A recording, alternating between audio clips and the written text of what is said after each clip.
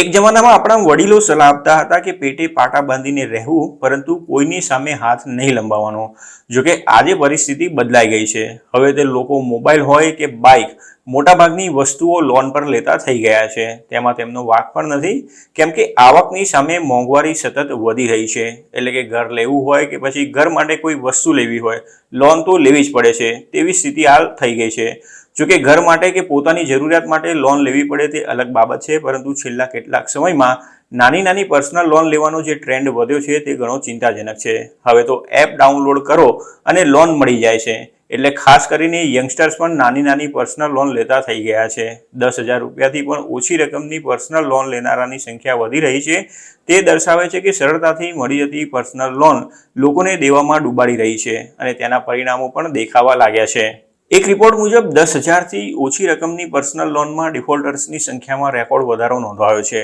નાણાકીય વર્ષ 2025ના September ક્વાર્ટરના data દર્શાવે છે કે ડિસેમ્બર 2023 અને જૂન 2024ની વચ્ચે જે લોકોએ 10,000થી ઓછી રકમની પર્સનલ લોન લીધી હતી તેમાં ડિફોલ્ટર્સ વધારે છે. આ ડિફોલ્ટર્સમાં મોટાભાગના નોન બેન્કિંગ ફાઇનાન્શિયલ કંપનીઓ એટલે કે NBFCsમાંથી પર્સનલ લોન લેનારા હતા.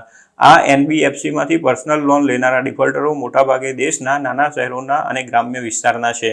CRIF હાઈમાર્ક અને ડિજિટલ લેન્ડર્સ એસોસિએશન ઓફ ઇન્ડિયાના ધ ફિનટેક બેરોમીટરના રિપોર્ટ મુજબ ડિસેમ્બર 2023થી જૂન 2024 વચ્ચે પર્સનલ લોન લેનારાઓમાંથી ડિફોલ્ટ થનારા 44% છે. નોન બેન્કિંગ ફાઇનાન્શિયલ કંપનીઓએ પર્સનલ લોન માર્કેટમાં વેલ્યુ અને વોલ્યુમ બંને દ્રષ્ટિએ પોતાની પાંખો વિસ્તારી છે.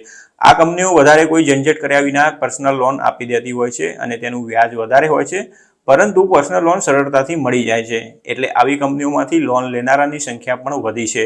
અનસિક્યોર્ડ બિઝનેસ લોન્સ એટલે કે UBL અને લોન અગેન્સ્ટ પ્રોપર્ટી એટલે કે LAP સેગમેન્ટની વાત કરીએ તો તેમાં 10 લાખ રૂપિયાથી ઓછી લોન્સની માંગ સ્થિર જોવા મળી છે. ઉલ્લેખનીય છે કે 10 લાખ રૂપિયાથી ઓછી લોનનો હિસ્સો લોન માર્કેટના વોલ્યુમમાં નોંધપાત્ર હોય છે, જ્યારે બીજી તરફ લોન લેનારામાં ઓછો ક્રેડિટ સ્કોર ધરાવનારા વધ્યા છે. 30 ડિસેમ્બર 2024 RBIનો ફાઇનાન્શિયલ સ્ટેબિલિટી રિપોર્ટ આવ્યો હતો, જેમાં જણાવવામાં આવ્યું હતું કે ઘર વપરાશ માટે કરાતા દેવામાં વધારો થયો છે.